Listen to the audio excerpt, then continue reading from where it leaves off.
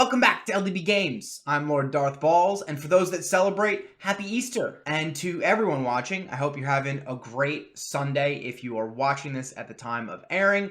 This video is going to be about a top-tier free AoE HP burner, and that is AKOTH the Seared.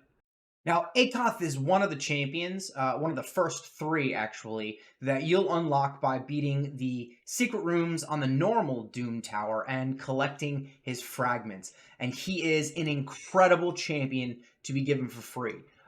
First, he's freaking sick. He looks a lot like Euros, but I think his skin is so much cooler because he's got the flames. Pretty badass. So let's take a look at his kit. His A1 is a single hit. Attacks one enemy and it has a 50% books to a 70% chance, placing a 30% decreased crit rate debuff for 2 turns. Now, I'm not going to be showcasing the effect of this ability, but bosses in this game, any boss really, has 15% crit rate. So by throwing up a decreased crit rate debuff, you remove the possibility of the boss ever being able to hit you with a critical hit, which is huge for damage mitigation. His A2 is the main reason that he is such a good champion. It's an AoE. It only has a 20% chance of placing an HP burn debuff for 2 turns. However, that chance increases by 20% for each enemy alive. So if you are facing a team of 4 enemies, it's a 100% chance. So I'm going to be showcasing him in Spider today and showing a completely free-to-play Spider 20 farm team. And there are a lot of Spiderlings. I think they spawn 10 Spiderlings. So this ends up becoming a 100% chance. And his A3 is a nice ability. It has a little bit of use when you use Rion the Conjurer, who's another free-to-earn champion from the Doom Tower. It is an AoE.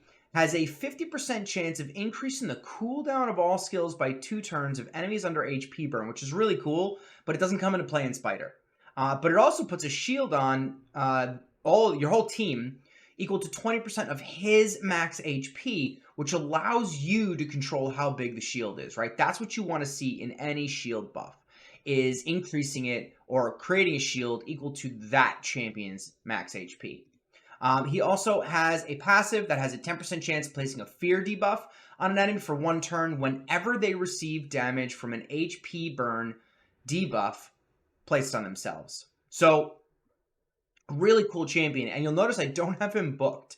You don't need to have him booked, right? You don't get any debuff chances here on his A2. We're not building him for damage, so there's no need for the damage here. And the shield is kind of just a nice to have. It's not a necessary. So there's no reason to go for the increased shield, the increased cooldown, or the debuff chances on the cooldown skills, right? His passive, if I were to recommend booking, I would only try to book his passive. Because this is a really nice control piece, right? So let's get into how I'm going to showcase him today and how he can really be used to kind of supercharge your account if you're having trouble beating Spider or finding a reliable farm team. So you'll notice I'm only using 4 champions here. Armiger is an uncommon champion. You can buy him from the market for like 10,000 silver, which is nothing. Drexar is a free-to-earn champion by buying his fragments in the bazaar.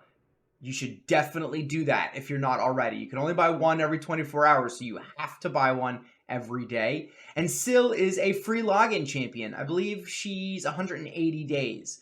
So between these 4 champions, we have a 100% free-to-play team that can very easily take down Spider 20.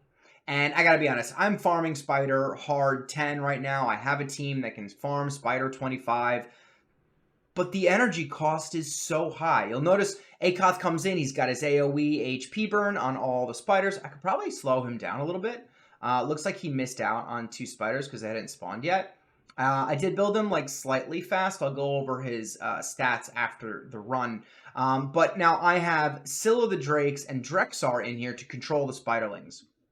Scylla the Drakes has an AoE that has a chance of stun, and Drexar has an AoE with a provoke. And Drexar's passive is really cool too, because oh, there it is. When an enemy attacks him, it has a chance of placing an HP burn, which just allows you to get more and more HP burns out as you go. And Armiger comes in with his beautiful A1, right? Reducing the turn meter, helping to keep the spider slower and not get her turn as much, right? We get a decreased speed from Sill's A1 as well to keep that down. And actually, we landed the decreased crit rate, so if the spider does get a turn, she's not critting.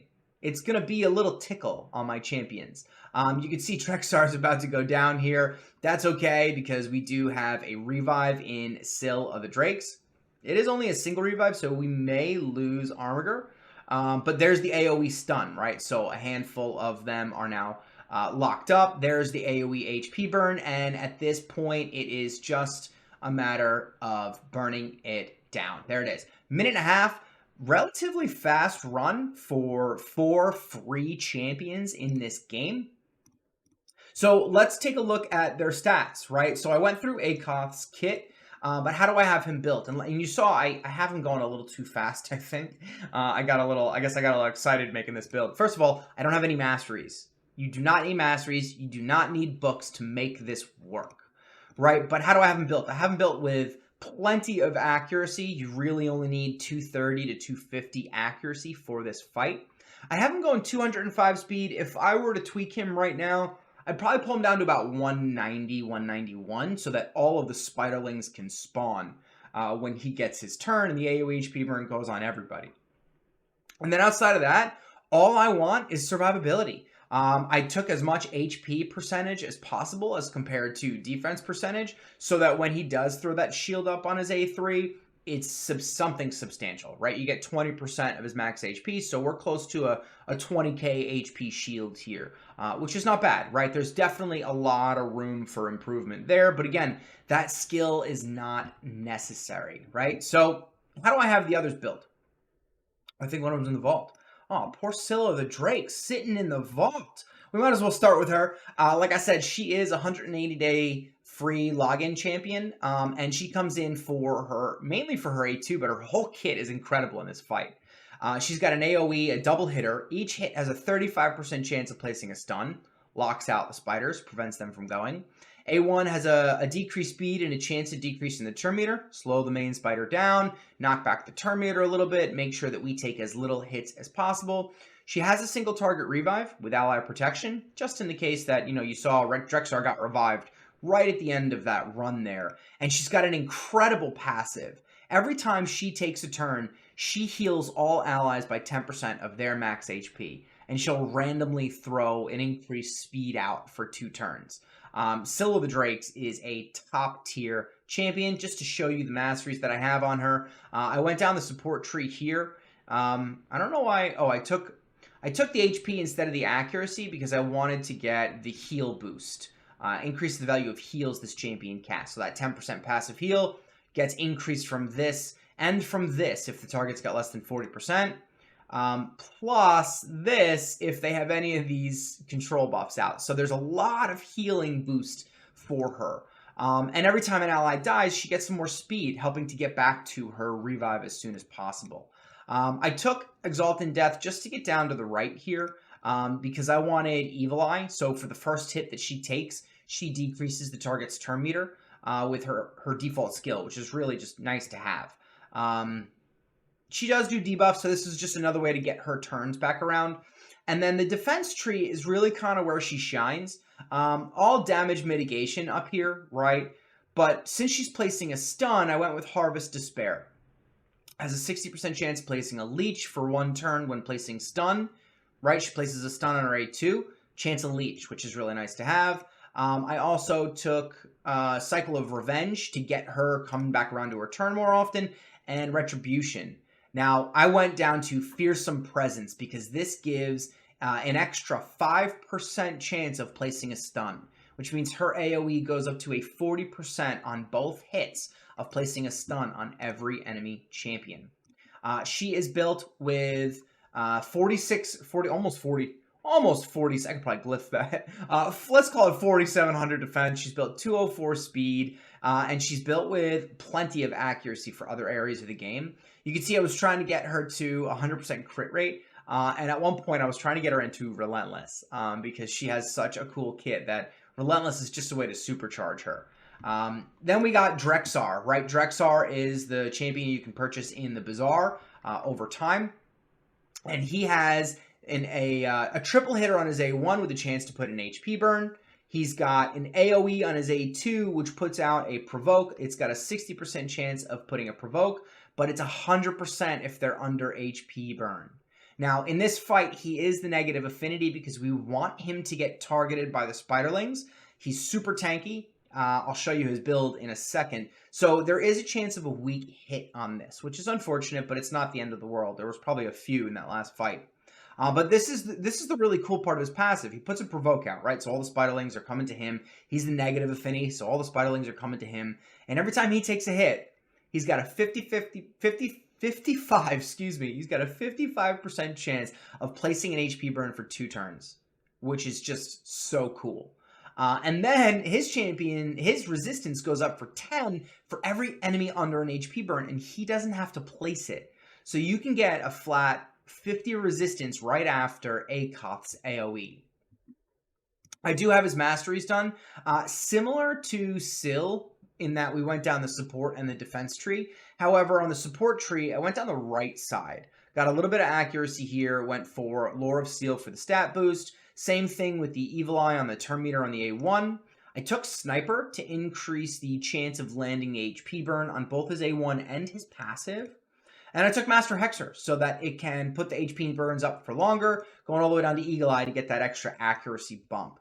And then I came down the defense tree, and what I really wanted was a chance to counterattack, right? When this doesn't really do anything in this fight, but it helps in other fights.